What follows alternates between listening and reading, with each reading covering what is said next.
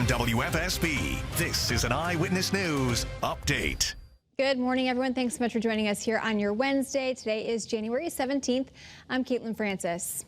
Breaking news from overnight, we are learning more about a fire at a house in Weathersfield. The fire department tells us they were called to a home on Fairview Drive just about midnight. They say they found heavy fire in the back of the house. They were able to get it under control in just about 15 minutes. 2 people were safely taken out without injuries. The fire marshal is now investigating the cause. In Milford, a man is facing several charges accused of sexually assaulting a minor. Police say 39-year-old John McSweeney turned himself in yesterday. Investigators started looking into this back in October after getting a complaint about the assault. He's facing 2 counts of sexual assault and 2 counts of risk of injury to a minor. Police released him on a promise to appear for his next court date, which is scheduled for next month. A Mansfield Middle School music teacher will be back in court today in Rockville on charges that he allegedly threatened to rip a 10-year-old student's face off. 49-year-old Kenneth Johnson is accused of threatening and disorderly conduct for that incident back in November, which was all allegedly caught on video. He is currently on administrative leave from the school. The Public Utilities Regulatory Authority is holding a hearing today for public comment on proposed rate hikes for gas service. Connecticut Natural Gas Corporation and Southern Connecticut Gas Company have requested to increase residential gas bills approximately $20 to $40 per quarter. Today's hearing is at 5:30 at the West Haven Public Library. That's at 300 Elm Street. The public is invited and encouraged to attend and participate in today's hearing. Clicking over to 702, today in Stamford, the nanny of the Dulos family will testify once again during the trial of Michelle Troconis. Lauren Almeida says she started watching the Dulos' 5 children back in 2012. Almeida testified that's when Jennifer Farber Dulos, the missing mother whose death Troconis is accused of covering up, thought her husband was cheating. Almeida's testimony will resume today. You can watch everything live, all on WFSB+. Police are investigating a student's alleged plan to hurt others at Guilford High School, but at this point, they say there is no credible threat. Investigators say they received 2 tips last week that a student wrote a so-called kill list. Detectives say they met with the student named in that warning and determined a list was made back in 2022, but that there was no current threat to the school community. It's unclear if that student is facing any disciplinary action. A man charged with hitting a woman and then with his car and leaving her to die will face a judge today in New Britain. 25-year-old Sam Harris is accused of hitting and killing 62-year-old Brenda Catucci with a car back in November and then running from the scene. Harris is also facing charges that he drove into a police cruiser and took off. That was in a separate incident. He's being held on a $1 million bond.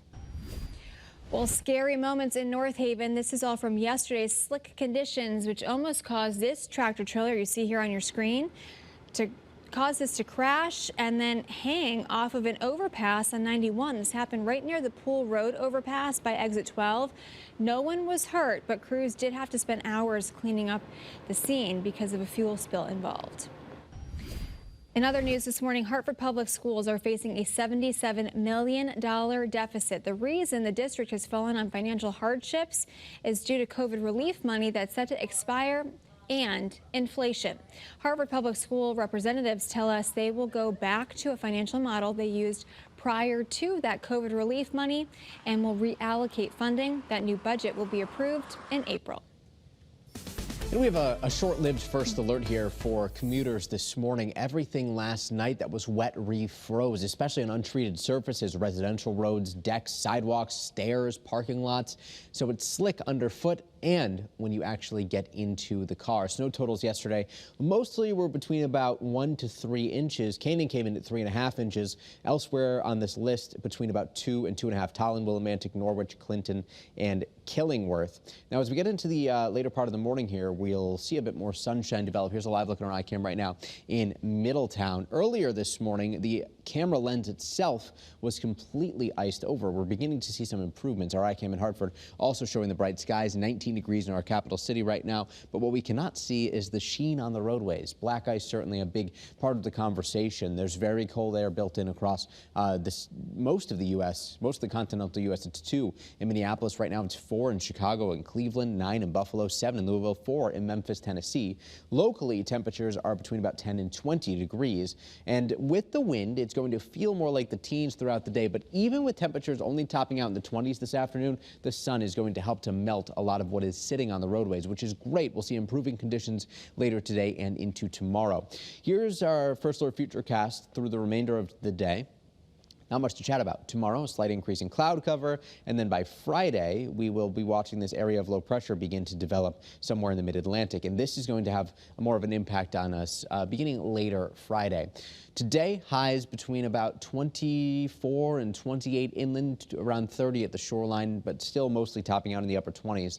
Mostly sunny, breezy. Tonight, temperatures will be between about 10 and 20 degrees, even some single digits in the typical colder spots. On the First Alert 7-day forecast here, flurries are possible tomorrow, but the greater risk for some light snow showers arrives later on Friday. So this is your first alert to perhaps another period of slick road conditions, low visibility, but it's short-lived. And as we get into the weekend, we certainly are more focused on the temperatures here. Blustery on Saturday, temperatures only in the 20s, blustery again on Sunday. Saturday morning, wind chill values could be at or below 0. Sunday morning, it's going to be feeling more like it's around 0 with single-digit temperatures pretty much statewide. Once we get into next week, though, there are some signals that things will change. Even along the shoreline, we're only forecasting highs to be in the mid-20s throughout the course of the weekend. The last time the Hartford area had a high temperature less than 32 degrees was back in February 25th of 2023. The last time the low was less than 10 was back in February 26th of 2023, and we'll certainly see both of those streaks come to an end, not only today for the high, but especially as we get into the weekend. GFS and the Euro, the American and the European model, both showing some light snow showers possible Friday morning, but we're focused more on the evening hours on Friday. That's when we see a greater risk of some snow showers developing. They appear to be fairly light and move out quickly. By Saturday morning, we're back to dry. Accumulated snowfall between the two models, pretty unimpressive. In fact, most models showing that at most we could be talking about an inch with that. So we're not really too concerned about it. A bigger concern heading into the weekend is certainly the cold, feeling like it's below 0 Saturday. So Kate, this is your first alert to keep the winter coats nearby through the weekend before we warm things up later next week. Thanks, Mike. Winter's going to stick around just a little bit longer. And thank you so much for tuning in here to Eyewitness News. Remember, you can get your news and weather updates anytime for free up on the Channel 3 app. Have a great day.